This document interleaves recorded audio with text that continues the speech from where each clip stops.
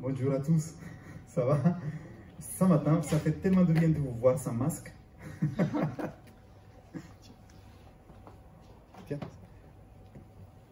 Parce que depuis qu'on a commencé les temps de culte, on a, comme on a été demandé, on a respecté les règles, mais c'est vrai que la chance qu'on a dans la salle, c'est qu'on a une salle spacieuse, donc on peut garder les distances de sécurité, les gestes barrières, et en même temps, ben, ça fait du bien aussi de voir vos beaux visages et vos sourires aussi. Ça fait longtemps. Du coup, on est très content de vous accueillir ce matin à nouveau. Et je voudrais commencer ce temps de louange, d'adoration, de partage, qu'il y a quelque chose qu'on a parlé ce matin avec Nathalie, c'est pour ça que je l'ai passé aussi le micro. Elle a eu un rêve pendant la nuit, et oui, bien sûr, pendant la nuit, pendant qu'elle dormait, oui, pendant qu'elle dormait aussi. Bref, elle a eu un rêve, et du coup, ce matin, on a parlé de ce rêve qu'elle a eu, et ça m'a touché vraiment. Et vous savez, la Bible dit clairement que dans les derniers temps, Dieu allait parler aussi au travers des rêves. Alors oui, on fait attention, parce que des fois, on a mangé trop de, je sais pas, de quoi, du foie gras, je sais pas, quelque chose qu'on mange là, on va savoir, j'oublie déjà. Bref, et ça nous fait parfois des rêves. Donc, du coup, il faut faire attention, c'est vrai, on ne va pas non plus donner une signification à chaque rêve, parce qu'on peut partir de quelque chose de mystique. Mais je trouvais qu'il y avait quand même du sens dans ces rêves-là. Je dis, il faudra qu'on le partage quand même. Du coup, je voudrais que tu puisses partager ces rêves. Et puis après, on va partager peut-être ce qui viennent nous chercher pour que chacun puisse chercher aussi ce que Dieu veut nous dire au travers de ces paroles qu'il peut nous donner, soit au travers de la parole de Dieu, soit au travers des rêves, soit au travers de quelqu'un, mais Dieu parle de manière infinie. Donc voilà. Alors, je voudrais juste préciser que je ne rêve jamais. Donc, ou très peu. En tout cas, je ne me souviens pas de mes rêves. Du coup, ça me marque d'autant plus parce que quand je m'en souviens, je me dis, mais c'est que c'est vraiment venu me chercher complètement. Et du coup, c'est pour ça que je crois vraiment que Dieu essaie de me dire quelque chose, en tout cas à moi personnellement. Donc, on était dans une voiture avec Octavio et on était invité à un mariage. Mais derrière, il y avait des voitures qui nous suivaient en fait, et je sais qu'il y avait Annabelle, pour moi c'était la famille en fait, mais il y avait aussi d'autres personnes qui pour moi étaient à l'église avec elle. Donc, mais c'était évident en fait. Du coup c'était quelque chose qui était en lien avec nous tous. Et en fait pendant qu'on conduisait, donc avec Octavio, on était tout seul dans la voiture, je ne sais pas pourquoi, mais c'était comme ça. On a perdu de vue la voiture qui nous suivait derrière. Et en fait, je me suis dit, oh mince, mais comme je regardais l'heure en même temps, et qu'on était en retard, et que tout le monde avait l'adresse, je disais, c'est pas grave, ils ont l'adresse, ils pourront arriver en fait. Mais en même temps, tout en regardant dans le rétroviseur s'ils arrivaient à nous rattraper. Et puis du coup, on roulait en direction de ce mariage et à un moment donné, sur la route, il y avait un policier, c'était une grande route, il y avait un policier qui faisait signe qu'il fallait passer vers la droite. Et on ne savait pas pourquoi, à ce moment-là, on ne savait pas pourquoi on ne pouvait pas aller tout droit, c'était comme une déviation. Donc on a pris la déviation, et là c'était vraiment un tout petit chemin qui était plutôt étroit, où il y avait de la place que pour une voiture en fait. Et on s'est aventuré dans ce chemin qui nous amenait sous un pont, et quand on arrivait sous le pont, on ne pouvait pas passer parce que il y avait de l'eau en fait dans le pont, il était comme inondé en fait. Et du coup je me suis dit, la première chose que je me suis dit, c'est pourquoi la police, pourquoi ils nous ont pas prévenus qu'on ne pouvait pas non plus passer de ce côté. Et en fait j'ai essayé de remonter le talus pour essayer de comprendre qu'est-ce qui s'était passé sur la route, et à ce moment là on entend qu'il y a eu on comprend qu'il y a eu un barrage qui a cédé et que le barrage a inondé la rue principale, et du coup c'était une des conséquences qui n'était pas visible à ce moment-là, c'était que le chemin du bas et le pont du bas étaient aussi inondés. Et donc là la gendarmerie, la police en fait ils arrivent, ils nous disent il y a une autre possibilité, vous pouvez passer, mais sur un petit chemin de traverse qu'il y avait, qui était comme un chemin, voilà. Mais il fallait le déblayer en fait, et beaucoup de choses à enlever pour passer. Et du coup Octavio, qui était habillé en vêtements de mariage, descend avec le gendarme et tout ça, et puis moi je me dis mince, ses habits, il va se salir, on va dans un mariage quoi. Et puis en même temps je suis en train de regarder que les autres arrivent parce que j'attendais que tout le monde arrive en fait. J'étais préoccupée par ceux qui devaient arriver pour leur montrer la direction et le chemin à prendre. Et puis à ce moment-là je me suis dit mais on ne pourra jamais aller en voiture, on sera obligé d'aller à pied et on est encore loin. Et en fait je me suis réveillée. Et donc Octavio a donné une interprétation, mais des choses que j'avais reçues, et je lui laisse parler parce que c'est intéressant. Alors moi je me disais qu'on est comme tous, en tout cas, le but de la foi, le but de votre relation avec Dieu, c'est quoi? C'est qu'on puisse se retrouver avec lui, c'est qu'on puisse accomplir déjà notre destinée sur terre, celle qu'il a prévue pour chacun. Les plans, son appel, ce qu'on appelle l'appel que Dieu a pour ta vie, mais aussi c'est une rencontre avec lui qu'on va avoir, je ne sais pas si c'est dans quelques années, tout de suite, mais beaucoup de personnes disent que les temps sont courts et que la venue de Jésus-Christ approche. Et du coup, ça demande aussi quand même une préparation, parce que la parole de Dieu montre la venue de Jésus-Christ comme un mariage. Vous savez, l'Apocalypse parle des noces de l'agneau. Et donc, on est tous convidés à ces noces, invités. Et moi, je souhaite qu'on tienne à ces rendez-vous tous. Alors, est-ce que vous tenez pour venir à ces rendez-vous des noces de l'agneau avec nous? Oui. Amen. C'est une invitation personnelle que Dieu vous a fait, mais c'est aussi à vous de prendre soin de cette invitation et d'y aller, pas arriver en retard et de frayer un chemin.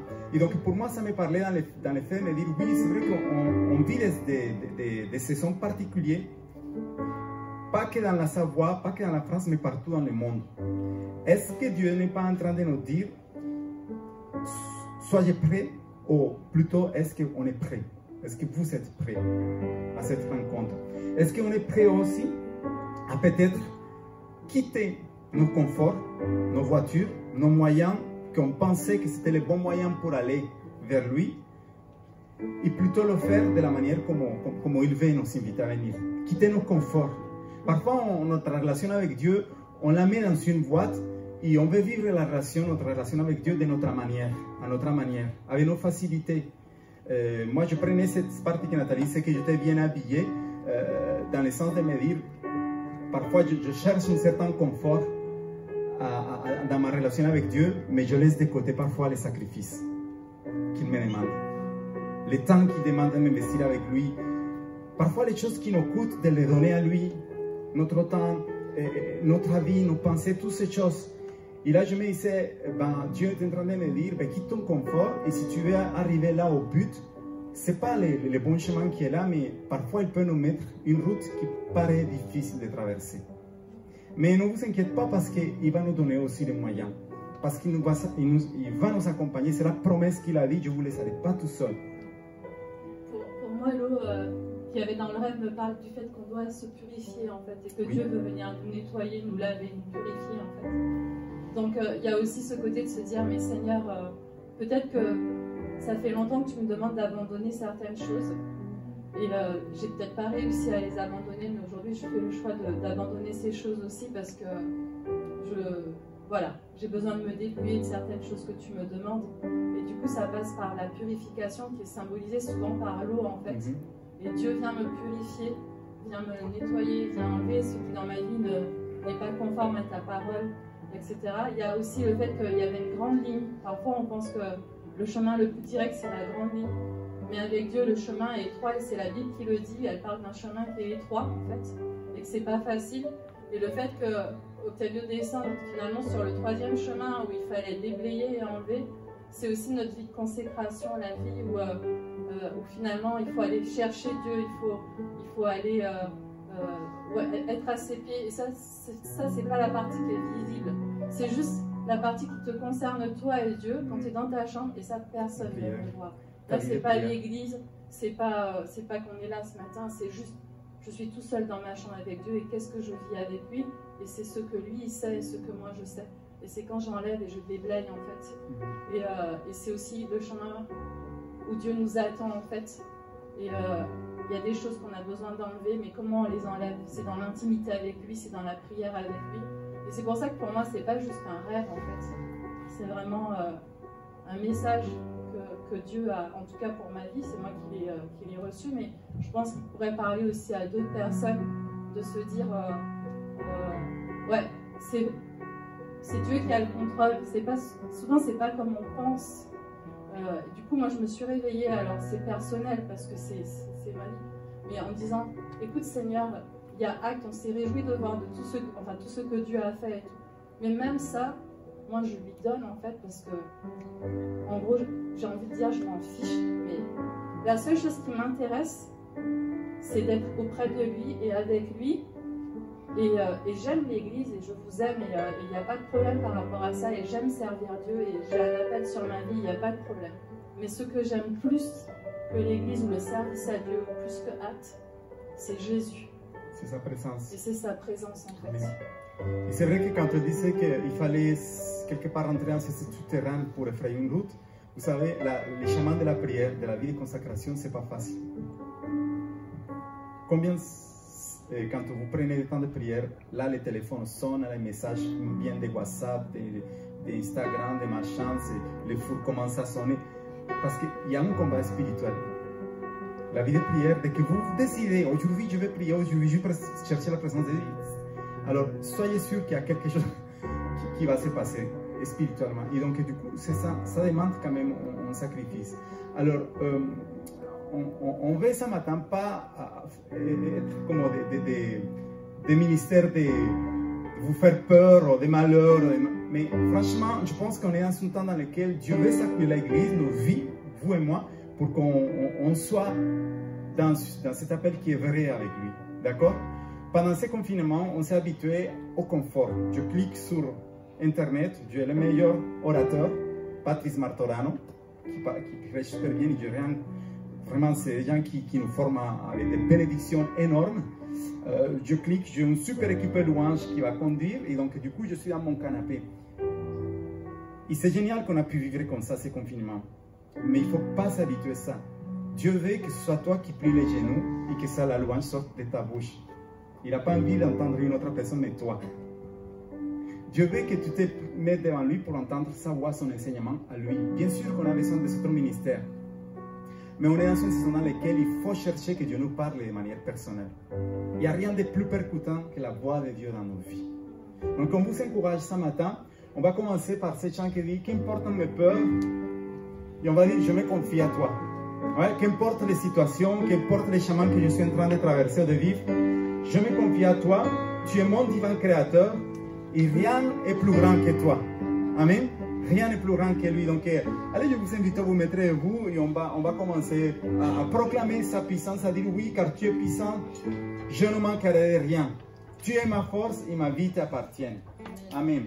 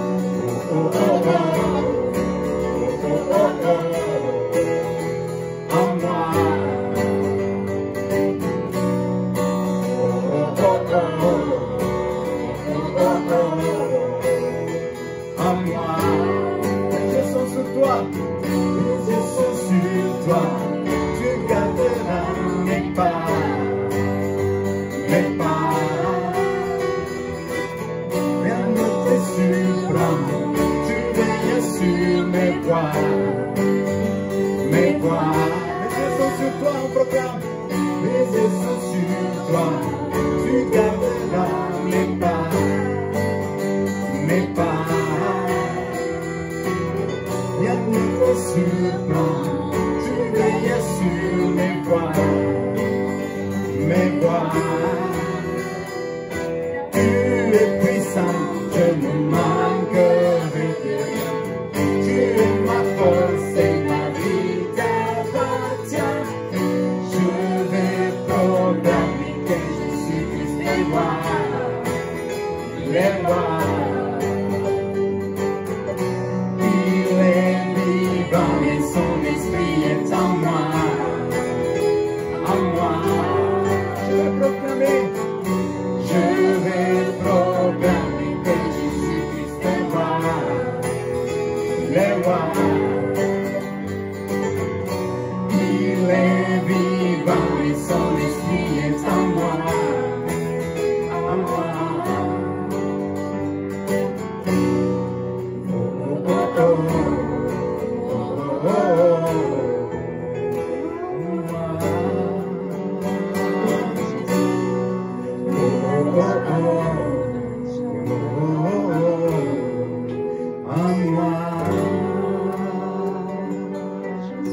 Seigneur, ce matin, nous déposons nos vies devant toi. Tout ce qui peut être encombrant dans notre chemin. Et nous voulons te dire, je te fais confiance. On vient de sortir d'une étape très particulière dans laquelle beaucoup ont peut-être perdu à niveau des finances, à niveau professionnel. D'autres ont été touchés dans la santé. Il y a eu des craintes, il y a eu des situations particulières, mais toi, Seigneur, tu restes notre Dieu. Et ce matin, nous voulons dire que tu es notre divin créateur, que rien n'est trop grand pour toi. Et ce matin, nous voulons à nouveau comme revendiquer notre appartenance à toi, notre désir de te plaire, notre désir de marcher avec toi, de consacrer nos vies, mais de consacrer nos familles, Seigneur, de reconsacrer notre appel, nos priorités, tout ce qui peut-être nous tiendra dans la sécurité. Ce matin, nous revenons à toi, Seigneur, et nous te disons oui. Nous faisons le choix de te faire confiance, Seigneur.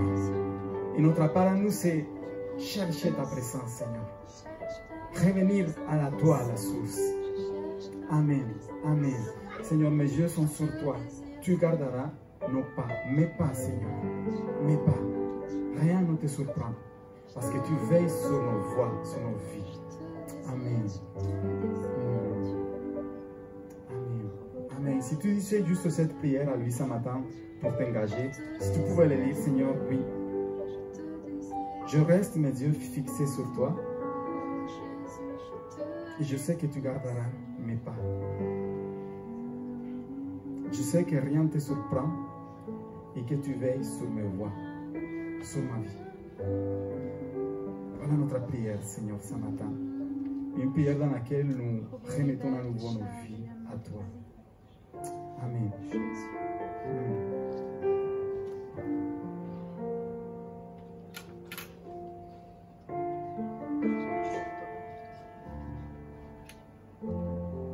Faire de ta présence le délice, Seigneur.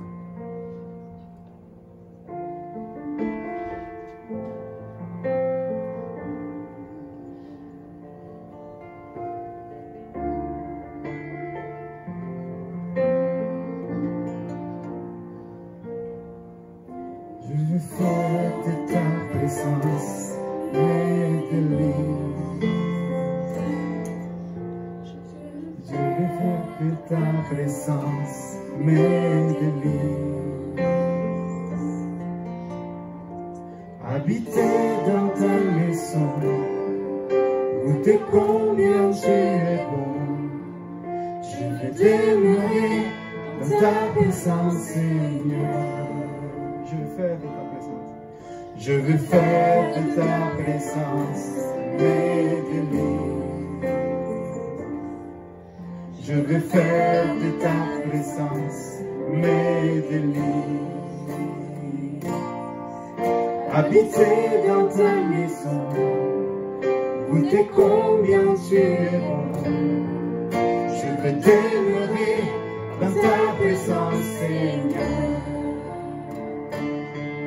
Car un jour, dans tes paris, vaut mieux que mille ailleurs, vaut mieux que mille ailleurs.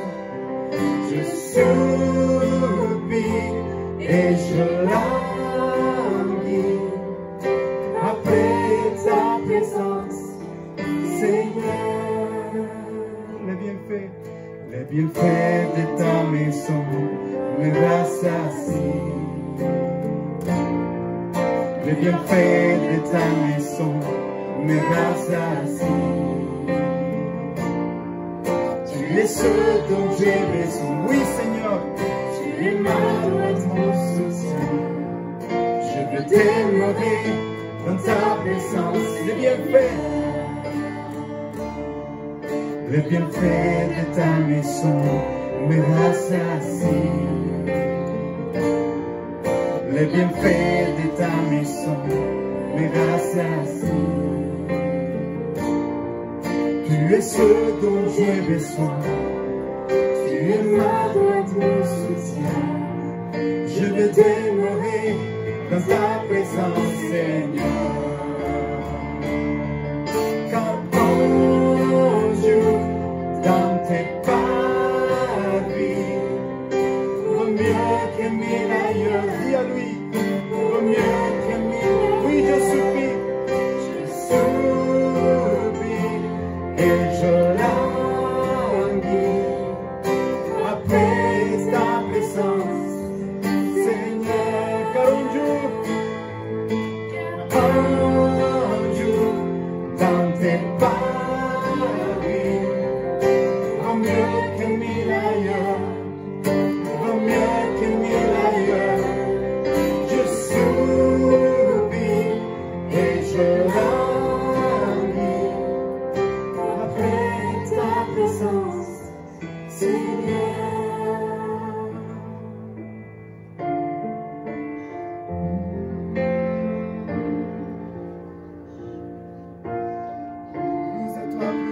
Plus de toi, Seigneur.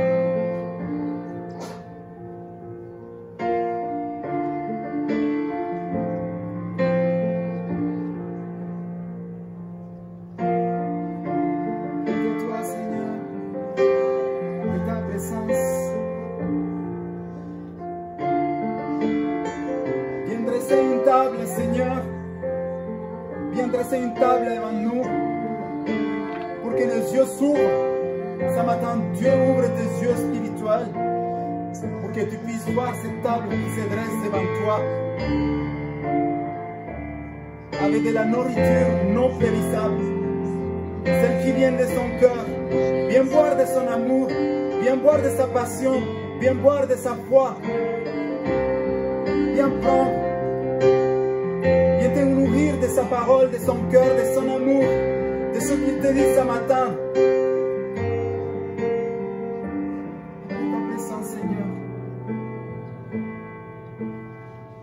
Car un jour dans tes paris, vaut mieux que mille ailleurs, vaut mieux que mille ailleurs. Je soupire et je languis après ta présence, Seigneur. Un jour dans tes paris, vaut mieux que mille ailleurs, vaut mieux que mille ailleurs. Je soupire et je languis après ta présence, Seigneur. Amen. Amen.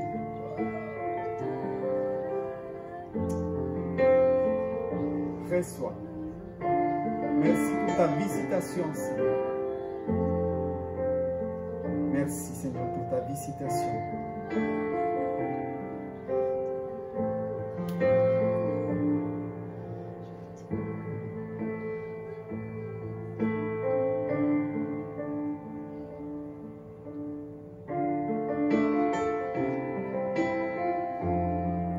pendant ces moments, tu unis ton cœur à lui, certainement il va te parler, il va te donner des mots, il va te donner peut-être une image, quelque chose qui va parler à ta vie. Et tu vas te dire, oh, ça fait combien de temps j'attendais qu'il puisse venir, s'approcher de moi, me parler. Mais en fait, il était toujours là. Il n'a jamais quitté tes côtés. Il a toujours été là. C'est juste que parfois, on est tellement distrait qu'on oublie qu'il est là. Mais ce matin, il reprend la place dans ta vie. Pas parce qu'il n'était pas là, mais parce que tu prends conscience à nouveau, tu ouvres ton cœur à une dimension spirituelle qui s'ouvre dans la relation qu'il a avec toi ce matin.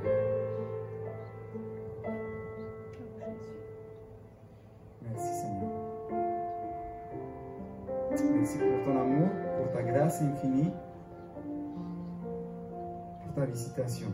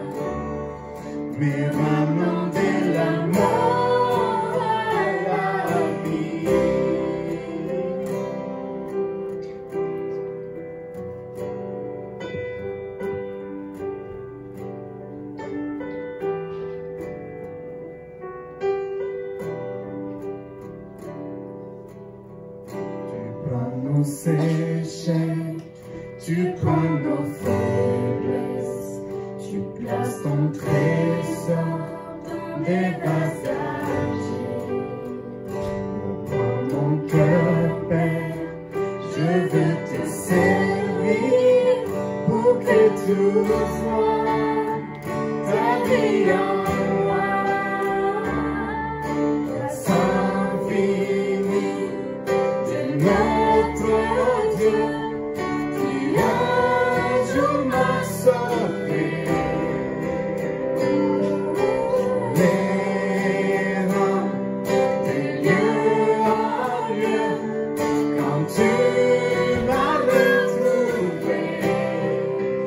Maintenant je vois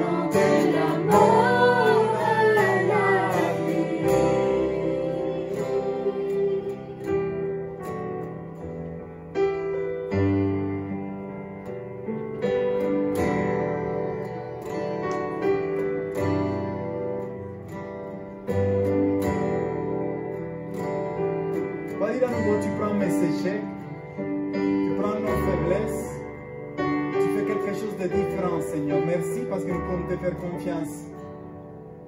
Tu prends nos échecs, tu prends nos faiblesses, tu places ton trésor dans des vases d'argent. Ouvre mon cœur, Père, je veux te servir pour que tout soit ta vie en moi. L'infini de notre Dieu qui un jour m'a sauvé. Je les rends de lieu en lieu quand tu m'as retrouvé. Et maintenant je vois l'amour, la grâce dans tes yeux, donnant ta vie pour moi, me ramenant de la mort à la vie.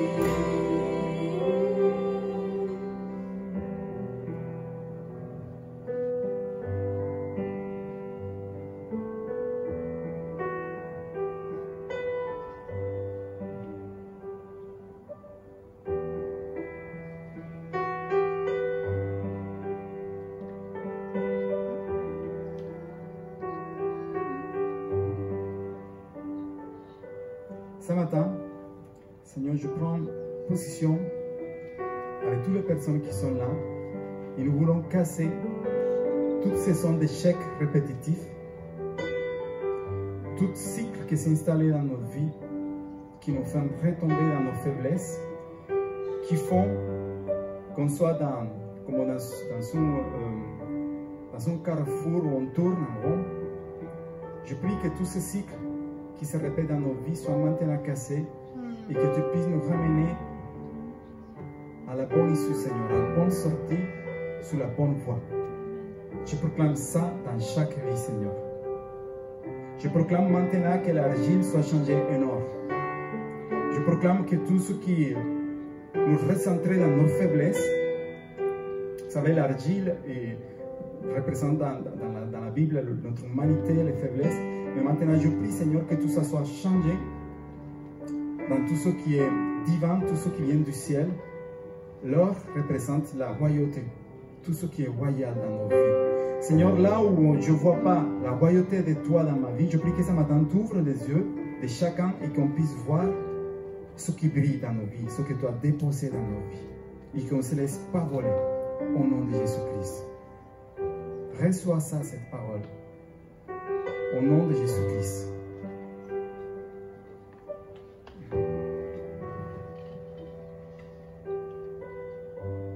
Juste si tu pouvais prendre ce temps et dire, Seigneur, merci, je reçois cette nouvelle dimension pour ma vie. Je reçois cette parole.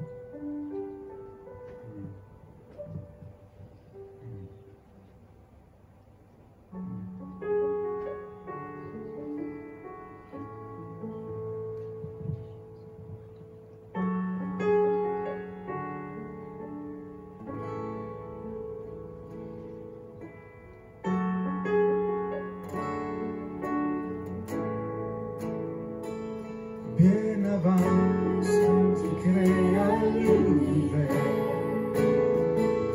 bien avant l'esprit qui planait sur la terre, bien avant que tu me formes de la poussière. Oh, tu répètes toujours, tu pourrais m'aimer. Bien avant le premier battement de mon cœur, bien avant que je m'éveille de ta douceur, bien avant les doutes, les joies et mes douleurs. Oh, tu m'avais toujours, oh, je pourrais t'aimer. Tu m'avais toujours, oh, je pourrais t'aimer. Père, je suis à toi. Abba, Père, je suis à toi.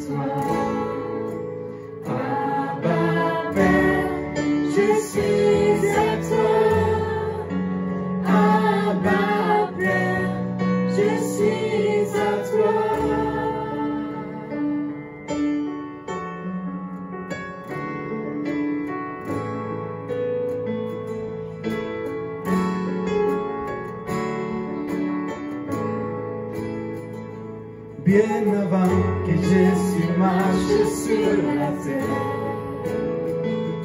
bien avant que Jésus montre le Père, bien avant que Jésus soit couvert.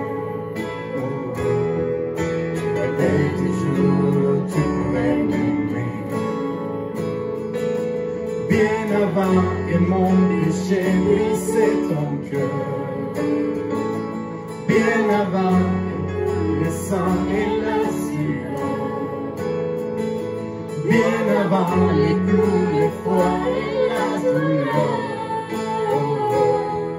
Tu rêvais toujours, je pourrais t'aimer.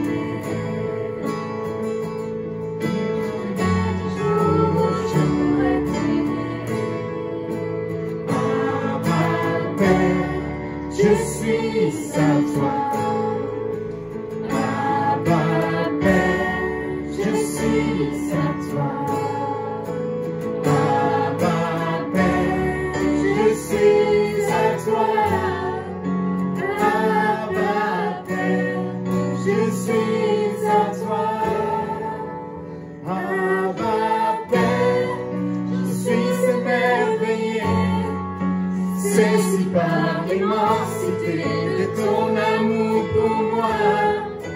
Abba Père, si grande est ta tendresse, mon cœur est grand ouvert et je viens plonger dans tes bras. Abba Père, je suis émerveillé, c'est si par l'immensité de ton amour pour moi. Ta tendresse, ton cœur est grand ouvert et je viens plonger dans tes bras. Abba Père, je suis à toi. Abba Père, je suis à toi. Abba Père, je suis à toi.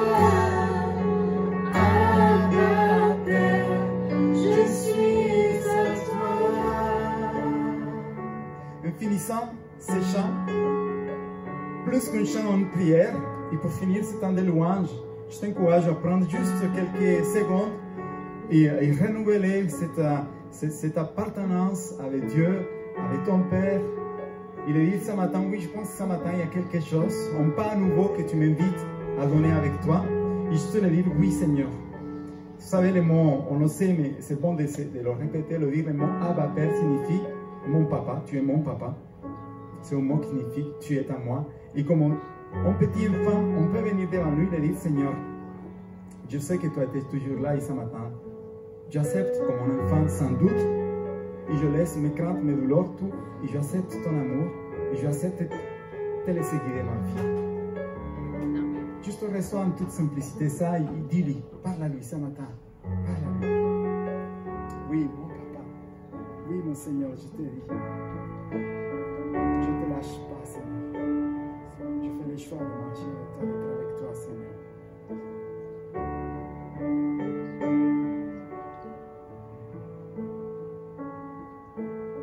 Je fais le choix de dire que je suis à toi, que ma vie t'appartient, que je suis à toi.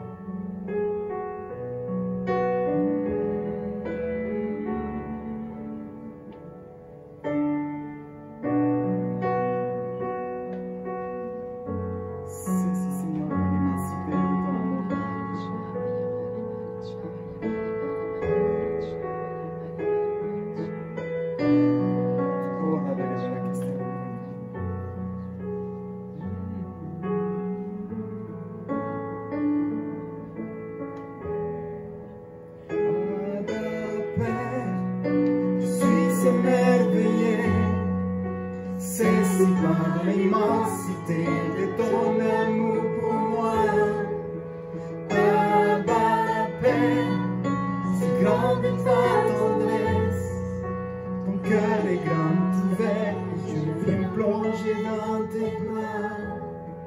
Abba Père, je suis émerveillé, c'est si par l'immensité de ton amour, oh pour moi, Seigneur. Merci pour cet amour. Merci, Seigneur. Merci pour ta tendresse, ton cœur qui est ouvert toujours. J'ai dans tes bras. Dis-lui que ce matin, tu es émerveillé devant lui, devant sa fidélité, devant son amour. Dieu, c'est un Dieu qui ne lâche pas. Il ne sommeille pas. Il tient à ses promesses. Merci, Seigneur. Amen. Amen. Amen.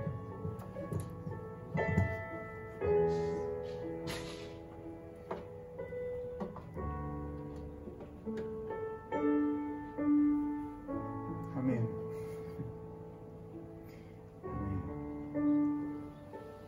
Oui. Il y a une belle visitation de la présence de Dieu ce matin avec chacun.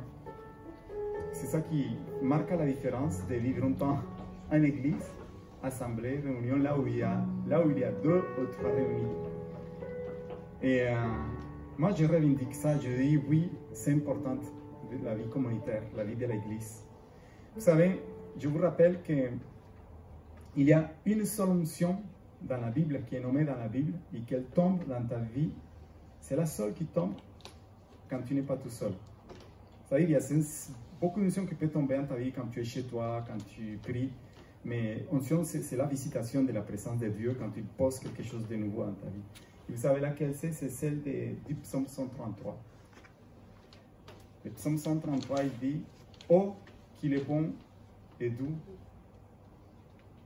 de demeurer ensemble. » C'est comme le bonne huile qui se répand sur la tête d'Aaron et qui descend sur ses vêtements. C'est là qui se trouve la vie et la bénédiction. Waouh! C'est fort. C'est la seule onction qui a rendez-vous quand on est ensemble. C'est bon, non? Donc, ce matin, reçois cette visitation, cette onction, parce que ce n'est pas dans la cuisine, là-bas, tout seul dans ta chambre que tu vas la recevoir, mais c'est là ce matin que tu viens de la recevoir.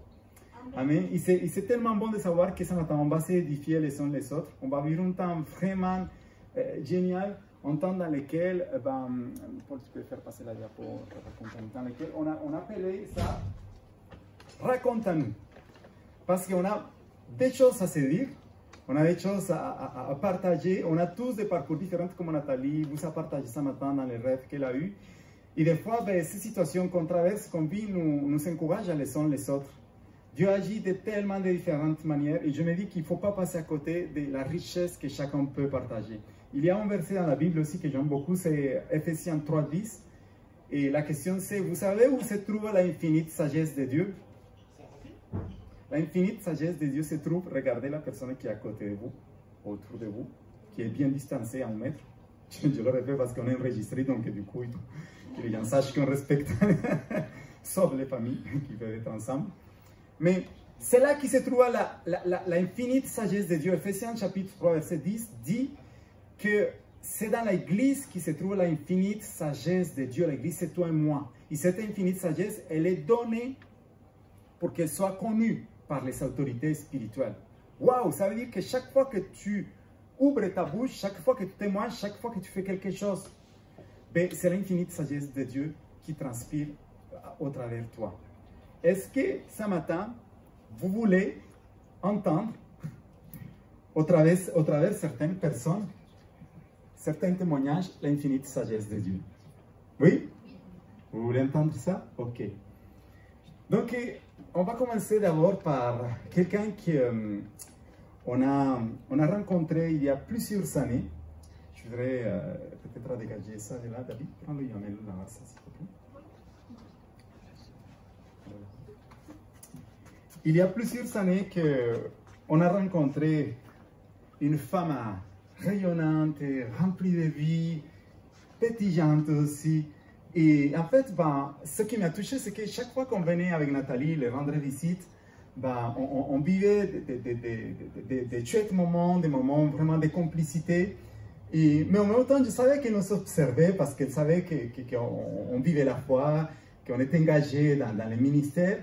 Et nous, on aimait se relationner avec elle et on savait qu'il y avait une sensibilité Et puis après, quand on partait à la maison, on pliait les genoux pour elle. Seigneur, tu l'as bénie. Chaque fois qu'on allait la rencontrer, Seigneur, on va la rencontrer. Touche le Seigneur et voilà, fait dans ton bon timing, Seigneur. Et franchement, au bout de la dernière année, on a vu quelqu'un vraiment transformé, touché par Dieu. Je voudrais qu'on puisse accueillir Sibylle ce matin, vraiment chaleureusement. Elle va nous raconter un bout de son histoire, tout ce qu'elle a vécu.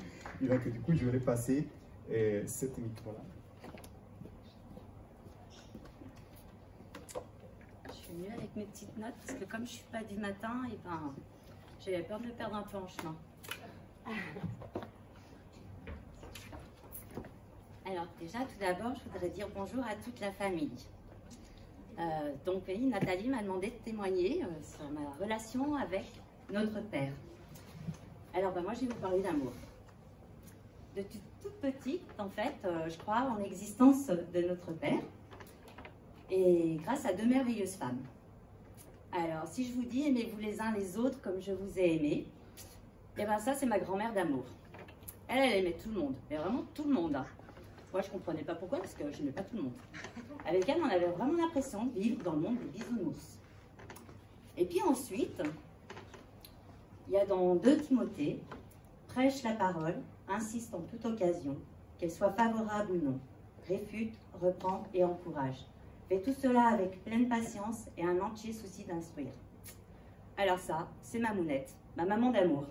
Elle n'a jamais rien lâché avec moi, hein, parce qu'elle savait bien que simplement croire en l'existence de Dieu, c'était pas suffisant. Alors elle m'a offert des Bibles, des bouquins, des cartes postales avec des versets. Et voilà. Et ensuite, elle m'a présenté la famille Berneux. Alors là, j'étais trop contente. Je me suis dit, chouette, je les aime tellement, on a agrandi la famille. Mais ce que je n'avais pas réalisé à cette époque, c'est qu'en fait, ils allaient m'aider à grandir. Alors, comme vous pouvez le constater, je suis assez gâtée dans la vie. J'ai une belle famille, des amis et des parents, certes, qui ne sont pas parfaits, mais ils m'ont toujours donné l'essentiel. C'est l'amour. Alors, l'amour des parents, c'est super important. Ben, pour grandir, il faut l'amour des parents. Alors, comme tous parents, et ben, pour nous faire grandir, ils nous enseignent. Ils veulent le meilleur pour nous. Et la première chose qu'ils nous apprennent, enfin l'une des premières choses, c'est qu'ils nous apprennent à marcher.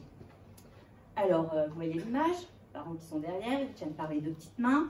Hop, on commence, et puis on commence à prendre confiance. Alors, ils sont à côté, mais ils sont toujours là. Hein. Hop, par une main, et puis là, on se lance. Mais en face, il y a toujours un des parents qui vous ouvre les bras au cas où. Alors là, on est trop content. C'est le début de l'indépendance. Là, on peut aller où on veut, faire ce qu'on veut. Alors, on voit un petit truc là-bas, et puis tu dis, oh, c'est quoi ça? Puis alors là, les parents, non, non, non, non, non, non, non, non, on n'y va pas, tu vas à la catastrophe, là, tu vas tomber, tu vas te faire mal. Boum, chute, on tombe effectivement, et on se fait mal. Alors, que font nos parents? Ben, ils viennent, ils nous relèvent, et ils nous consolent. Alors là, tout va bien. Et on continue. Alors moi, quand je suis devenue adulte, eh bien, je savais marcher. Mais je suis tombée très, très souvent. Et bien évidemment, je me disais, mais pourquoi je tombe? Je sais marcher. Mais j'étais trop contente parce que, comme une grande, j'arrivais à me relever toute seule. Et puis, à mes 38 ans, j'ai fait une chute qui n'était pas facile. Et là, je me suis tournée vers mes parents. Bien évidemment, ils m'ont ouvert les bras, ils m'ont consolée, ils m'ont relevée. Tout allait bien dans le meilleur des mondes. Et hop, je repars dans le tourbillon de la vie. Et bien évidemment, vous vous doutez que je suis tombée à nouveau. Et l'année dernière, j'ai fait une belle chute. Alors, j'appelle Mounette. Et elle me dit, ben, contacte Octavio. Alors avec Octavio, on se voit effectivement. Et puis on échange. Il me parle de son projet d'église. Et puis en fait, c'est lui qui a plus parlé que moi. Tellement que je n'étais pas trop fière de la vie. Alors, bon, quand même, après cet entretien, j'étais refaite. Je me suis dit, super, tout va bien se passer. Là, maintenant, le passé, c'est passé. Une nouvelle vie, je me tourne vers le Seigneur. Et voilà. La seule chose que j'avais oubliée, c'est que si je pouvais me défiler avec Octavio, c'est qu'avec notre Père, c'était pas possible. Alors, il m'a bien fait comprendre que quand je priais, il m'écoutait et il me donnait des réponses. Mais que, comme c'était pas celle que j'attendais, en fait, j'en faisais qu'à ma tête. Alors, comme notre Père est grand, qu'il a beaucoup d'amour pour nous, ben pour moi, il m'a permis de refaire une nouvelle chute. Alors celle-là, je ne m'y attendais pas. Hein. Parce que celle-là, elle était vraiment énorme, vertigineuse. Là, j'ai touché le fond. Donc, à ma grande surprise, ce jour-là, j'ai senti sa main bienveillante, pleine d'amour, tendue vers moi. Et en fait, cette main, elle m'a dit, bon, là maintenant, tu vas arrêter de te comporter comme une enfant gâtée. Tu deviens vraiment, vraiment insupportable. Même ton ange gardien, il est en train de faire un burn-out. Alors là, j'étais vraiment pas fière. Mais comme Dieu ne nous envoie jamais d'épreuves que nous ne pouvons surmonter, et qu'il veut nous voir grandir dans nos cœurs, et il veut aussi nous voir marcher sur le chemin de la vie et de la vérité, et bien pour cela, il faut connaître sa parole. Alors, là, j'ai quand même réalisé que si je tombais, c'était pas de sa faute, ni la faute des autres, mais c'était de ma faute. C'est moi-même qui me précipitais, parce que je faisais pas les bons choix. Et en fait, quand je pensais me relever toute seule comme une grande, eh ben c'est son amour qui m'aidait à me relever. Alors ensuite, je suis venue à Actes et j'ai découvert une autre partie de la famille. J'ai reçu tellement de bienveillance quand je suis venue, j'ai décidé de rester. Et puis, pourquoi rester? Eh bien, pour suivre mon objectif, Dieu. Alléluia, ouais, super. Alors, notre Père, il a vu que j'étais de bonne volonté, mais que j'avais encore besoin d'un petit coup de pouce. Alors, pour moi et pour tous ses enfants, il a mis notre terre, sa terre, en mode pause pendant 2 mois. Je parle du confinement. Alors moi, le confinement, c'était super. J'étais trop contente. Oh, j'ai super, je vais m'occuper de moi, de mon appartement, faire tout ce que j'ai pas eu le temps de faire pendant que je travaillais, tout ça. Mais ça s'est pas du tout passé comme ça. Je me suis pas vraiment occupée de moi, si d'une certaine façon, mais pas comme je l'entendais. Mon appartement était en mode vacances. Et grâce à Nathalie, qui a créé le groupe Connect, et puis aux études bibliques, et bien là, j'ai ouvert, à ma grande surprise, la Bible. Et je me suis mise à prier, et même à louer. Alors là, moi, j'étais trop bien. J'étais en paix, loin du monde, super. Et qu'est-ce qui arrive? Des confinements. Moi, j'étais trop triste, je ne voulais pas quitter mon petit paradis. Alors, je retourne dans ce monde. Et en fait, ce monde, il n'avait pas beaucoup changé. S'il a changé, ça n'a pas duré longtemps. Alors, je me suis dit, tout cet amour, on doit le partager avec ce monde. Et dans Acte 2, il est dit, dans les derniers jours, dit Dieu, je déverserai de mon esprit sur tout être humain, vos fils et vos filles prophétiseront, vos jeunes gens auront des visions et vos vieillards auront des rêves. Alors moi, je ne sais pas comment Dieu il veut m'utiliser pour ça. Mais ce que je voulais vous dire, c'est qu'aujourd'hui, je suis là avec vous pour partager tout cet amour avec Chambéry, la Savoie, et même voir au-delà de nos belles montagnes. Et bon, là, je vous ai parlé d'amour, mais en fait, pour moi, il y a quelqu'un qui parle beaucoup mieux de moi de cet amour. C'est Paul, dans sa première lettre aux Corinthiens. Ouais. Voilà. Vous la connaissez tous, je pense que mon temps il est passé, donc je vous invite à la lire. Et voilà, que Dieu bénisse notre bel exil. Shalom.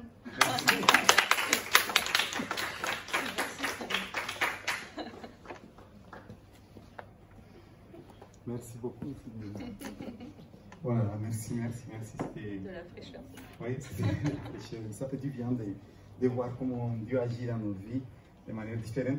Et on va continuer alors, sans plus attendre. Je fais l'introduction parce que moi j'aime aussi faire un petit peu vous mettre dans la spectative. Donc lui aussi, alors c'est quelqu'un on a suivi son parcours, mais je peux dire c'est étape par étape. Je pense que c'est un mot qu'il aime bien. Juste, je vais poser la question, et je vous pose la question, non, c'est vous. Si vous écriviez un livre de vos vies, vous l'appelleriez comme cet livre? Donc, il m'a dit ensuite, oui, je pense que ce livre, je l'appellerai étape par étape. Des choses qu'il vit, étape par étape, mais sûrement avec Dieu. Je vais plus dire grand chose, je vais juste dire que c'est quelqu'un de vraiment de formidable, un cœur énorme et très large. Un ami, quelqu'un qui son engagement avec Dieu est tellement authentique, quelqu'un de fiable aussi, et surtout quelqu'un qui n'a pas peur du feu. J'appelle Florian, on peut l'accueillir. Merci Octavio. Ouais, alors, j'ai préparé un petit quelque chose, mais ça va peut-être déborder. Alors déjà, étape par étape, en fait, c'est la question qu'Octavio avait posée. Effectivement, ça a résumé quand même pas mal mon parcours, l'enfance, l'âge adulte, les épreuves qu'on a pu avoir. Et c'était un parallèle aussi au vélo, j'adore le vélo, donc j'adore les étapes. Et effectivement, étape par étape, ça me correspond plutôt bien. J'étais pendant le confinement, en fait, et je voulais vous partager ce que j'avais... Une des choses les plus fortes finalement que j'ai reçues pendant le confinement, hormis le fait que j'ai appris que ma machine à laver rétrécissait mes t-shirts, c'était en fait, j'avais été touché par ce verset qui dit « Si quelqu'un veut me suivre, qu'il renonce à lui-même, qu'il se charge chaque jour de sa croix et qu'il me suive. » Et en fait, ça me touchait, mais je me dis « Mais je comprends pas. Je comprends pas parce qu'en fait, moi, je voyais quoi? Je voyais les étapes, je voyais la souffrance, je voyais les erreurs, les échecs. » Et en fait, pas du tout. Dieu m'a touché en me disant, mais effectivement, il va y avoir des passages comme ça. Il va y avoir des échecs, il va y avoir des épreuves, il va y avoir des soucis, des embûches, des barrages, le chemin ne va pas être droit, il va y avoir des méandres, il va y avoir beaucoup de choses sur ton chemin. Mais par contre, en fait, porter sa croix, c'est ni plus ni moins que accomplir ce que lui veut qu'on accomplisse. Il y a un but, il y a un plan qu'il a prévu pour nous, en fait, et lui, il veut qu'on rentre dedans. Et donc je voulais vous encourager tout simplement ce matin avec ça, avec cette pensée, qu'en fait, porter sa croix, ouais, il va y avoir des embûches, mais qu'est-ce qu'il a dit sur la croix après? Tout est accompli. Tout est accompli. Et en fait, du coup, ça se termine avec tout est accompli. En fait, lui, il veut accomplir exactement ce qu'il a prévu pour chacun de nous. Alors, c'est pas facile. On va passer par des épreuves que des fois, on aura du mal à comprendre, du mal à assimiler. Mais moi, j'ai décidé de lui faire confiance. J'ai décidé que même si je ne comprenais pas les choses, c'est pas grave. Je voulais décider d'avancer avec lui et de continuer de lui faire confiance.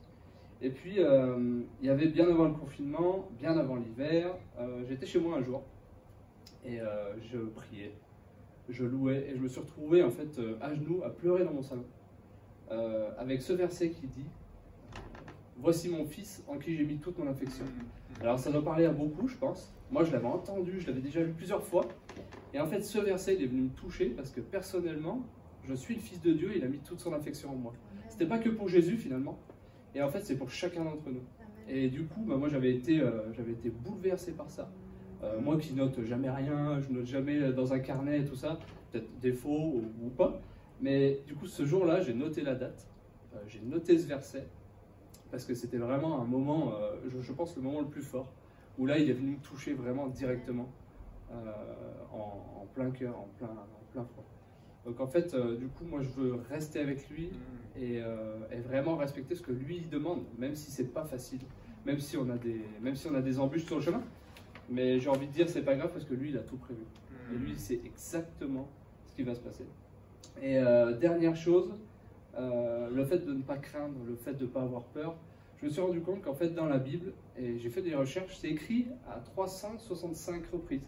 N'aie pas peur, ne crains pas, ou une formule du genre. En fait. Et donc du coup je me dis, bah, le matin, je me lève, et la première chose que je peux me dire c'est que j'ai pas à craindre en fait. Parce que lui il est là, je peux lui faire confiance, et que même si je maîtrise pas tout, bah, c'est pas grave, je sais que lui il est là en fait. Donc du coup, chaque matin, on peut se dire, c'est bon, j'ai pas à craindre, je vais pas avoir peur, je peux aller pleinement dans la confiance avec lui. Wow. Même si c'est pas facile. Merci. Merci. Bon dimanche. Wow. Merci. Wow, merci Flo. Wow. Merci. Wow, je suis vraiment touché parce que cette notion-là de porter la croix, c'est quelque chose qu'on oublie, qu'on laisse à côté et qu'il faut font peur parfois et qu'on ne parle pas dans les églises parce que justement cette notion de quelque part de souffrance, de payer un prix, on essaye de cacher ça. J'aime beaucoup que tu nous as partagé ça de cette manière comme ça, tout à fait en finissant en disant qu'on ne veut pas avoir peur. Donc c'est 365 fois, non? Une pour chaque jour de l'année alors. Chaque matin, on doit se réveiller et dire ça. Je n'ai pas peur. Amen.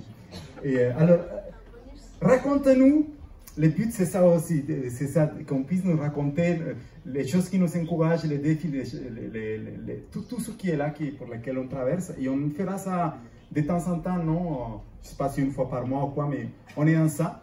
Et maintenant, c'est aussi une jeune fille qui, c'est très intéressant de savoir que les raconte-nous, ça touche tous les âges. Et aussi les jeunes filles comme celle que je vais annoncer, que j'aime beaucoup. Elle est trop belle, mais elle a surtout un cœur qui est beau aussi. Et moi, ce qui m'encourage à savoir qu'il y a une génération qui n'a, comme tu viens de dire, qui n'a pas peur, qui s'élève, qui savent qu'est-ce qu'ils veulent. Et je pense que la France, nos églises ont besoin de jeunes qui puissent avoir des discours aussi. Allez, n'ayez pas peur de ces mots, des discours radicaux. Je pense que c'est important aussi. Donc je vais appeler Annabelle, qu'on puisse l'accueillir aussi ce matin.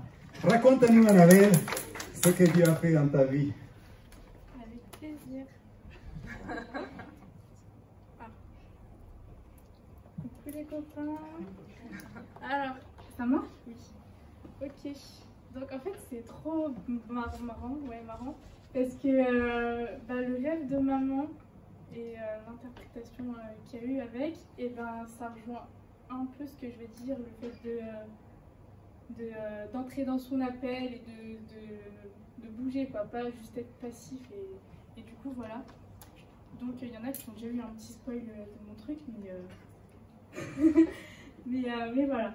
Donc en gros, ce que je vais vous partager, c'est à partir du verset Matthieu 22, 14, qui dit « À la fin des temps, beaucoup seront appelés, mais peu se lèveront ou seront élus en fonction des versions. » Et moi, ça m'a vraiment beaucoup parlé, parce qu'une de mes grandes peurs, vraiment ma hantise, c'est passer à côté de ce que Dieu a prévu pour moi, de mon appel, mais aussi des bénédictions qui s'accompagnent de tout ça.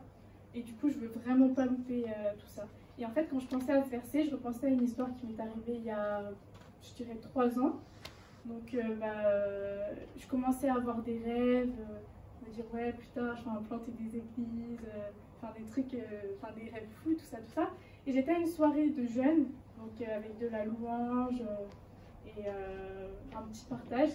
Et il y a un bonhomme, un leader, qui vient vers moi et il me dit, oui, si tu veux, je peux prier pour toi, est-ce que tu as un sujet de prière? Et moi, je dis, toute contente, oh, trop bien, tu sais, c'est toujours bien qu'on me demande est-ce que tu veux de la prière, ah oui, vas-y, donne-moi. Et du coup, je dis, ouais, moi j'ai ces projets-là, je veux faire ça, ah ouais, Dieu il a mis ça dans mon cœur, je veux accomplir ces choses-là, je veux faire ci et tout. Et là, le bonhomme, il me répond, ah ouais, c'est bien beau tout ça, mais bon, tu sais, moi aussi, quand j'étais jeune, je voulais accomplir de grandes choses pour Dieu, et au final, voilà quoi, je suis devenue, je crois qu'il est devenu prof de lycée, un truc comme ça. Mais c'est bien. Je critique pas, mais c'est juste qu'il avait visé autre chose, tu vois, c'est pas la même chose. Il a quelque chose pour ta Non, ça va, je les aime bien. Et du coup, il m'a dit, je te donne un conseil, choisis un projet un peu plus, et un parcours un peu plus, je sais pas, banal ou faisable, je sais pas comment dire, mais vous voyez ce que je veux dire, tu vois. Réalisable. Et du coup, sur le coup, ça m'a cassé. Mais vraiment, j'étais en mode, j'étais blasée, comme ça. Okay. Mais en fait, ça aurait pu me décourager.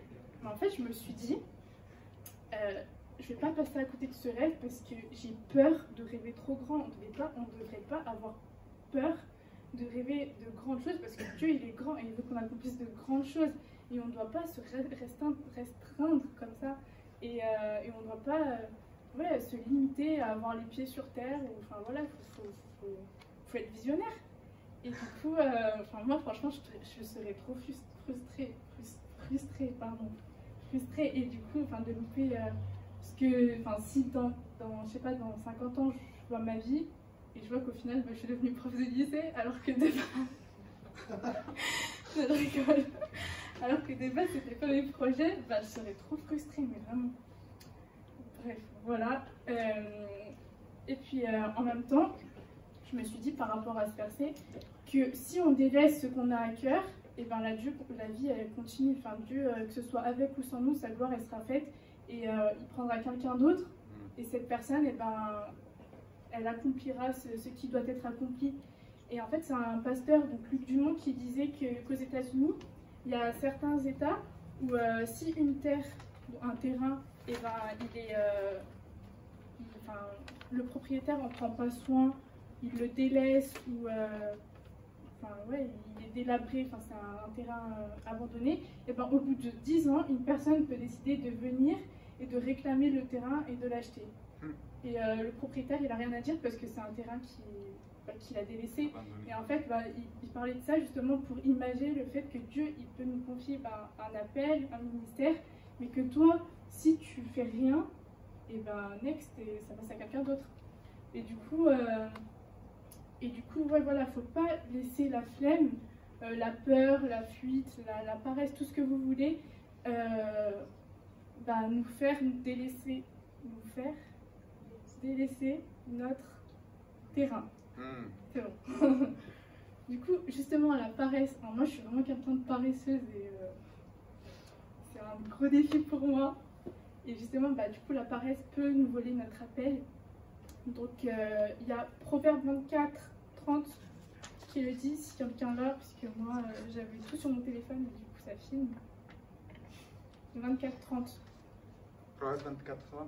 Quelqu'un qui trouve 30 jusqu'à la fin. J'ai passé près du champ d'un paresseux et près de la vigne d'un homme dépourvu de sens. Et voici, les épines y croissaient partout, les ronces en couvraient la face, et le mur de pierre était écroulé. J'ai regardé attentivement et j'ai tiré instruction de ce que j'ai vu. Un peu de sommeil, un peu d'assouplissement, un peu croiser les mains pour dormir. Et la pauvreté te surprendra comme un rôdeur, et la disette comme un homme en armes. Voilà, donc en fait, c'est exactement ça. Et le deuxième petit verset, toujours dans Proverbe, parce qu'il aime bien parler de la paresse. Proverbe 21, 25, les paresseux meurent parce qu'ils peuvent réaliser leurs désirs, parce qu'ils ne peuvent réaliser leurs désirs. En effet, ils ne veulent rien faire. Pardon, j'y arrive pas trop. Et en fait, c'est horrible de se dire ça, parce que les désirs, en général, c'est quelque chose qui nous tient, c'est des choses qui nous tiennent à cœur, des choses qu'on veut vraiment, c'est des choses qu'on a envie d'obtenir. Et en fait, juste parce qu'on a la flemme, juste parce qu'on est paresseux, et alors qu'on a les moyens, et on passe à côté de ça. Et franchement, c'est horrible. Je trouve ça horrible. Du coup, il faut apprendre à se discipliner. Et si on n'y arrive pas, demander à Dieu plus de motivation pour que les actes en suivent. Parce que sans actes, on n'avance pas. Et il faut aussi qu'on fournisse un effort, il faut qu'on sorte de sa zone de confort. Et c'est pareil dans notre relation avec Dieu. Si on ne prend pas le temps de prier, de lire la Bible, de passer du temps avec Dieu, et la flamme, elle s'éteint. En fait, c'est la flemme qui tuera ta flamme. Et si tu ne brûles pas pour Dieu, et ta motivation, elle va régresser. Et après, tes projets, ils vont flopper, quoi. Et dernier petit point, c'est qu'il faut trouver aussi la motivation d'évoluer et de changer, de ne pas rester dans le compromis avec le péché, par exemple, pas rester dans un même système d'habitudes, de mauvaises habitudes qu'on peut avoir, ou même attitudes. Et je pense que ici, tous les chrétiens connaissent leurs plus grands défis, savent les choses qu'ils ont à régler, et des fois c'est pas facile, mais c'est pas facile de passer à autre chose. Mais l'ennemi, ces choses-là, c'est des portes entrouvertes qu'on laisse, et avec ça, il peut détruire notre appel. Et du coup, il faut vraiment qu'on combatte ça et qu'on ferme les portes. Et dans Romains 7, 14, on ne va pas lire parce que c'est un peu long, mais en gros, il explique qu'il est esclave de sa chair et qu'il fait ce qu'il ne veut pas faire, et qu'en fait, il fait ce qu'il n'a pas envie de faire, mais c'est parce que c'est plus fort que lui. Et en fait, oui, Dieu c'est un Dieu de grâce et il va pardonner autant de fois que tu demanderas pardon sincèrement, mais je pense que ça c'est aussi dû au fait qu'aujourd'hui les chrétiens, ils n'ont plus la notion que Dieu c'est un Dieu de crainte, on n'a plus peur de Dieu. Et c'est pas une mauvaise chose d'avoir peur de Dieu, parce que dans ce contexte-là, cette crainte, elle va nous faire nous dire « Ah ouais, mais... elle va nous faire chercher des excuses en mode « Oh, c'est pas grave, ce problème-là, je pourrais le régler plus tard, c'est pas grave, c'est pas grave, c'est pas grave. » On va repousser, et au final, on va rester dans ce cercle vicieux qui fait que on va pécher. Après, on va demander pardon, et sur le coup, ça sera hyper sincère. Vous savez, quand on se repent, on est « Oh, Seigneur, je vais changer. » Puis après, 2 jours après, c'est bon, quoi. Ça recommence. Et c'est parce qu'il n'y a plus cette crainte. Et c'est comme un petit enfant, quand il fait une bêtise, et il a peur de la réaction de son père ou de sa maman. Il se dit « Oh, est-ce qu'il va me punir ? comment elle va s'énerver, comment il va s'énerver, quelles vont être les conséquences. Et ça fait une crainte, et cette crainte, elle fait que la prochaine fois, eh ben, il va penser aux conséquences, et avant d'agir, eh ben, il va se dire « ouais, non, il vaut mieux pas que je fasse ça ». Et du coup, voilà, pour pas passer à côté de ce que Dieu a prévu pour nous, et pour pas faire partie de ceux qui sont appelés, mais qui au final sont restés sur le banc de touche, et ben, je pense qu'il ne faut pas avoir peur de rêver trop grand. Il ne faut pas laisser la flemme éteindre notre flamme et pas rester dans sa zone de confort et chercher à grandir et évoluer. Voilà. Merci. Waouh. Oh là là là là. Seigneur, ils mettent la barre haute par rapport aux prédications. Je ne sais pas comment je vais faire la prochaine fois que c'est moi qui vais prendre la parole. Mais alors, c'est la flemme qui éteint la flamme. Annabelle Bernéo. C'est une nouvelle phrase. Je la garde, celle-là. Mais wow, merci pour cette passion, Annabelle, et merci aussi pour nous rappeler qu'on doit rêver grand et qu'on ne doit avoir pas peur de saisir les promesses de Dieu. Et puis après, par rapport à tes défis, ne t'inquiète pas, je vais appeler ton moniteur de la nouvelle école que tu as fait. Je vais le livre de t'appeler tous les jours à 5 h du matin. D'accord? Parce que là, ça va te faire réveiller plus tôt. Non, mais on va vraiment l'encourager parce qu'il va partir à cette école de formation en septembre. Donc, du coup, bah, on est avec toi. Alors, la prochaine personne aussi, c'est quelqu'un de jeune, de fraîche, qui est très passionné par Dieu. Alors, est-ce que vous aimez, quand vous parlez avec quelqu'un, que la personne soit sensible, soit passionnée par Dieu? Quand vous parlez avec un chrétien qui est un peu perdu dans la foi, qui a perdu ce feu, c'est bien d'entendre quelqu'un qui est tout, bougeant dans la présence de Dieu, bougeant. Et je pense que Dieu nous appelle à ça aussi. Et moi, ce qui m'impacte de cette jeune fille, c'est sa passion pour Dieu. Chaque fois que je parle avec elle, je suis boosté dans ma foi, dans ma relation avec lui. C'est une notion qu'elle a de toujours plus avec Dieu, plus. Je veux qu'on puisse accueillir Emmanuel et dire, Emmanuel, raconte-nous quelque chose ce matin. Ça vient d'être boosté, hein? Ah ouais. C'est bien, tu as bien fait l'introduction. Merci. Vous m'entendez? Okay. Alors, je commence par vous raconter une histoire. C'est l'histoire d'un père et de 3 fils. Donc en fait, le père décide de donner l'héritage à ses enfants. Voilà, c'est quelqu'un qui a une bonne condition, qui vit bien. Il dit, je vais donner mon héritage à mes 3 enfants.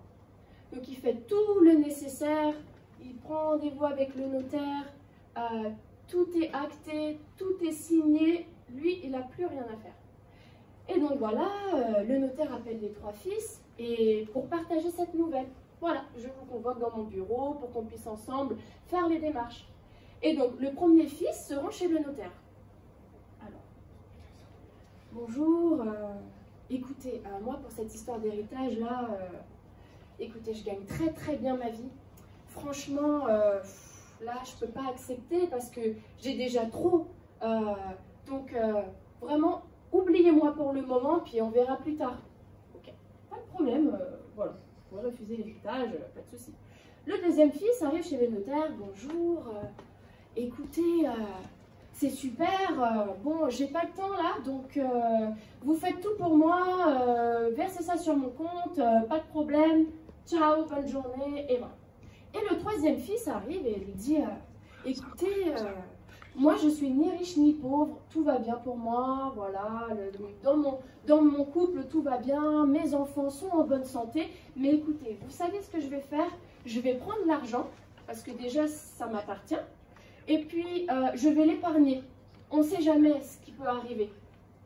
Et voilà, pas de problème, c'est ce qui se passe. Et je vais vous raconter qu'est-ce que ça veut dire. Alors, le premier fils, les 3 sont chrétiens, hein, et le père c'est Dieu. Il y a un héritage. On a tous cet héritage qui est légalement à nous. Donc le premier chrétien, lui, il arrive et dit, écoutez, moi franchement, les promesses de Dieu, je suis d'accord, mais bon, j'ai trop tout ce qu'il me faut, je suis bien dans ma vie, j'ai pas besoin quoi. Franchement, là, je vois pas pourquoi j'irais demander quelque chose à Dieu, j'ai tout ce qu'il faut dans ma vie, ça va. Ok, le deuxième, il dit, écoutez, moi je pense que les promesses de Dieu, elles tombent du ciel, donc puisque Dieu a dit que je ne manquerai de rien, ça doit se faire tout seul quoi. Voilà. Et le troisième, il dit, écoutez, moi, les promesses de Dieu, je crois qu'elles m'appartiennent. Donc, vous savez ce que je vais faire? Je vais les mettre de côté dans mon fort intérieur. Comme ça, si un jour j'en ai besoin, je vais ressortir la promesse de Dieu pour tous mes besoins. Et en fait, voilà comment ça se passe. En fait, tout ce qui est écrit dedans est acté par Dieu, signé par Dieu. C'est-à-dire que tout ce qui est dedans, absolument tous les domaines de vos vies sont concernés. C'est légalement à vie. Mais vous pouvez choisir, en fait, soit j'en ai pas besoin, j'en aurai jamais besoin, soit vous pouvez dire, écoutez, moi je pense que ça tombe du ciel, parce que de toute façon c'est écrit dedans, je vois pas pourquoi je la lirai, de toute façon ça va arriver. Ou soit vous pouvez dire, écoutez, moi, on sait jamais ce qui peut arriver, je vais à chaque fois en avoir une là dans la tête et dans mon être intérieur, et puis je vais dire, à chaque fois qu'il y a une situation, bam, promesse de Dieu. Et en fait, le Covid est arrivé. Et les trois ont perdu leur entreprise. Donc le premier, lui, il n'a plus rien, il ne se rappelle même plus le numéro du notaire, voilà, c'est fini, il n'a rien pour se défendre. Le deuxième, lui, il n'a toujours pas compris qu'en fait, il fallait aller les chercher. Et le troisième, j'espère que c'est vous et moi, en fait. Le troisième, c'est celui qui, tous les matins, va méditer la parole de Dieu et va dire, écoute, moi, je vais méditer la parole de Dieu et je vais la mettre ici. Et quand j'aurai un problème, quand j'aurai une maladie, quand j'aurai un souci d'argent, je vais arriver devant la situation et je vais dire, bam, promesse de Dieu, je ne manquerai de rien. Va faire un tour ailleurs, situation de pauvreté. Et en fait, j'ai une image, je vous la partage. Quand on a parlé ce matin, je me suis dit, c'est vraiment le Seigneur, je me suis dit, il dresse une table en face de nos adversaires. Et en fait, vous savez, nous, avec Damien, on est de la restauration. Alors moi, quand je vois une table en face de mes adversaires, j'imagine une super table longue, super bien nappée, de la super belle vaisselle, des poulets rôtis, plein de choses. Et moi, je suis là. On est tous là, normalement. Et là, il y a la table. Et de l'autre côté de la table, qu'est-ce qu'il y a? Tous les adversaires, tous les ennemis de notre âme, la maladie, la pauvreté, la souffrance, tout, absolument tout. Et vous savez ce qu'on doit faire, nous? On y va. Et puis on se serre devant eux et on prend ce qu'on a besoin, en fait. C'est ça. Et qu'est-ce qu'ils peuvent faire? Rien. Et en fait, c'est ça. Quand vous avez une situation, je ne sais pas, par exemple, la pauvre, voilà, je ne sais pas pourquoi j'arrive pas à clôturer mon mois. Et franchement, on est beaucoup dans cette situation, on est toujours un peu ric-rac et tout. Bam, le matin, vous vous levez et puis vous dites, moi je crois que Jésus s'est fait pauvre du riche qu'il était pour que nous soyons enrichis. Je réclame cette promesse parce qu'elle légalement, elle m'appartient. Et en fait, pourquoi il faut réclamer? Parce que Dieu veille sur sa parole, sur ses promesses pour accomplir ses promesses. Il y veille fidèlement parce qu'il n'est pas un homme pour mentir, il n'est pas fils d'un homme pour se repentir. Et si on a, je ne sais pas moi, un problème, une maladie, quelque chose, bam, tu as dit Seigneur que tu serais seul, tu es le divin médecin, tu me guéris, tu guéris mon âme.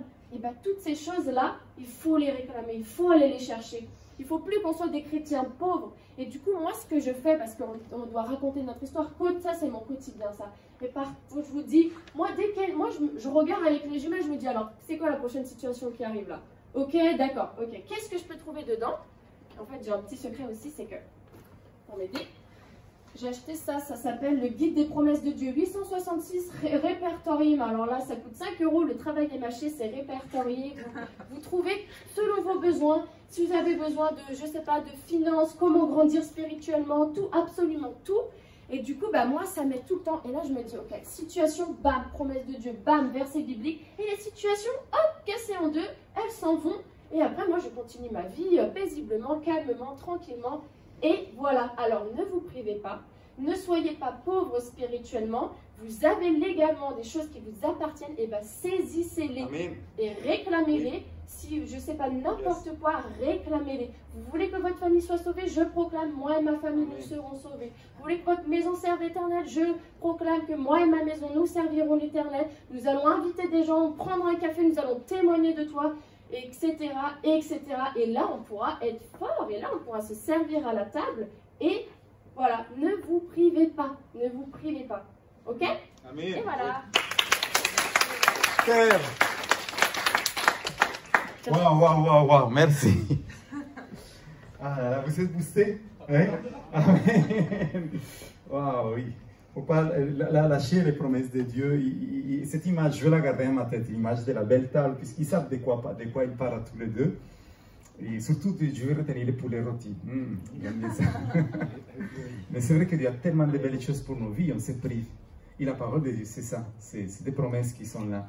Et on va clôturer la matinée. Racontez-nous avec aussi un témoignage qui vient d'un cœur qui moi j'aime beaucoup surtout les cœurs qui sont sans limite, sans arrière-plan, sans beaucoup de bagages. Et vous savez, il y a quel âge qui fait ça? Quand les enfants ils parlent, on dit souvent la vérité sort de la bouche des enfants. Et c'est pas parce que c'est mon fils David, mais j'aime beaucoup, il m'inspire beaucoup parce qu'il vit une foi vraiment profonde et réelle. Et je pense que ce matin, il veut aussi nous encourager. Alors David, qu'est-ce que tu vas nous raconter? Viens, on va l'encourager. Raconte-nous David.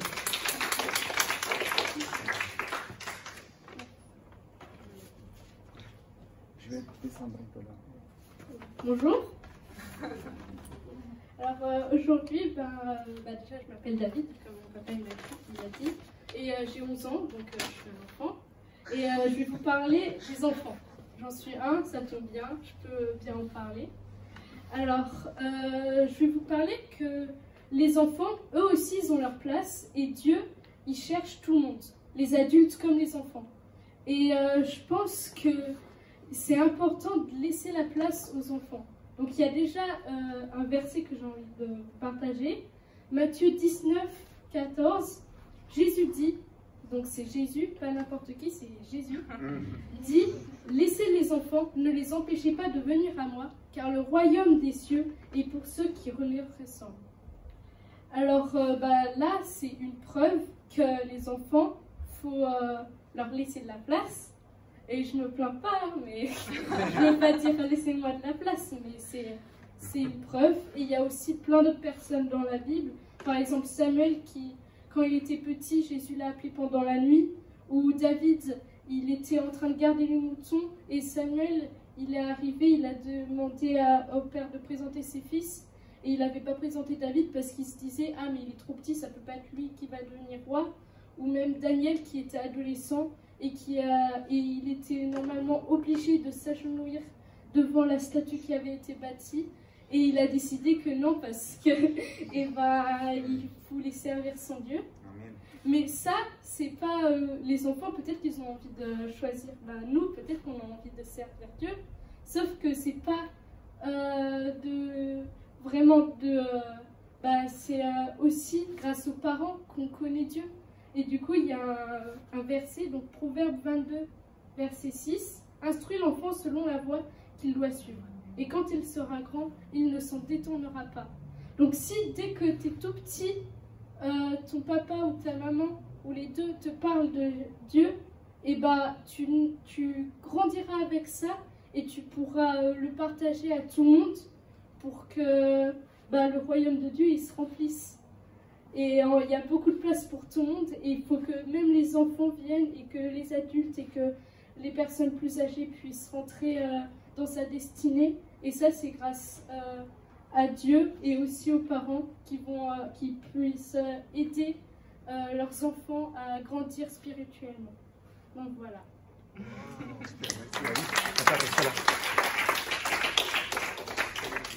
Je voudrais aussi dire quelque chose par rapport à David, c'est qu'il y a quelques dimanches, il était là dans les cultes, et puis après il est rentré à la maison, et le jour mardi on a notre temps de prière, il y a 2 mardis et ça, et donc il me dit, mardi papa, c'est vrai que je rentre à l'école, mais je fais mes devoirs, je pense qu'il m'a dit, mais je viens avec vous à la prière, mais de manière très sérieuse, je me suis dit, oh d'accord, donc tac, il est venu à la prière. On a commencé notre temps de prière, j'ai vu qu'il s'assoit derrière, et là, on commence la louange, je vois qu'il est en train de vivre quelque chose, mais vraiment quelque chose de fort avec Dieu. Je me suis dit, ah, c'est dommage que je ne peux pas aller prier pour lui, parce que j'étais en train j'étais là devant, occupé, à la louange, et du coup, Nathalie a capté ça, je pense, et elle a été priée pour lui. Et donc, du coup, on rentre à la maison, et vas-y, raconte, qu'est-ce que tu m'as dit? Pourquoi tu as fait cette démarche et que tu es venu à la prière mardi? Parce que le dimanche, j'avais reçu qu'il fallait que j'aille à la prière, puisque pour moi, c'était important. Venez à la prière. Du coup, ouais, voilà, venez, hein, c'est super. Et du coup, je me suis dit, je vais venir, hein, puisque voilà. Donc, je suis venue. Et moi, depuis quelques temps, je me disais, oh, j'ai envie qu'il se passe un truc de ouf dans ma vie. Et du coup, j'ai commencé à m'asseoir, et derrière, comme mon papa a dit. Et du coup, c'était trop bien, etc. Et là, on rentre à la maison et il y a ma maman qui me dit oh, t'as vu, à un moment, je suis venue pour prier pour toi, pour que tu reçoives des choses, etc. Et ça m'a permis de comprendre qu'une chose que j'avais reçue, c'était vrai parce que j'en doutais fortement. Et je pense qu'il est possible que je me baptise. Et c'est ce qu'il disait qu'il voulait recevoir quelque chose de la part de Dieu, qu'il nous a dit que c'était comme une confirmation de Dieu pour lui, qu'il puisse passer dans cette pas-là de baptême. On est en pleine discussion sur ça. Et voilà, c'est super, David. Donc, franchement, je suis fier de toi, t'as là, et merci beaucoup.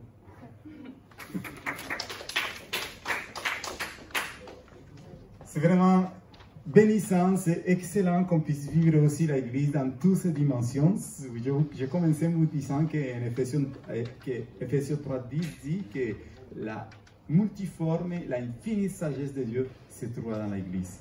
Et l'Église, c'est vous et moi. Et l'Église, c'est les grands, c'est les petits, c'est les nouveaux, ce sont ceux qui ont aussi des années dans l'Évangile, mais il faut qu'on marche sur la même direction. Il ne faut pas baisser les bras. Et on est là ce matin pour vous encourager, pour qu'on soit un peuple passionné, pour qu'on se dise ça aussi là à l'extérieur. Il y a des personnes qui ont besoin d'entendre et de vivre cette vie en abondance, cette vie que quelque part Dieu dans sa grâce et dans sa faveur nous a révélé à chacun. Donc je vais finir juste en priant, on va se mettre debout et on va dire au Seigneur de venir encore tous ces témoignages qui ont été partagés, Seigneur. Nous prions que ça sortit des cœurs transformés, Seigneur. Quand j'ai entendu Sibylle, quand j'ai entendu Flo, quand j'ai entendu Emma, David, Annabelle, Seigneur, c'est des cœurs que tu es venu chercher de différentes histoires, de différentes manières. Voilà, Annabelle et David sont grandis dans une maison chrétienne, Seigneur. Mais Emma, Seigneur, tu es venu la chercher. Sibylle, pareil, elle avait une arrière-plan,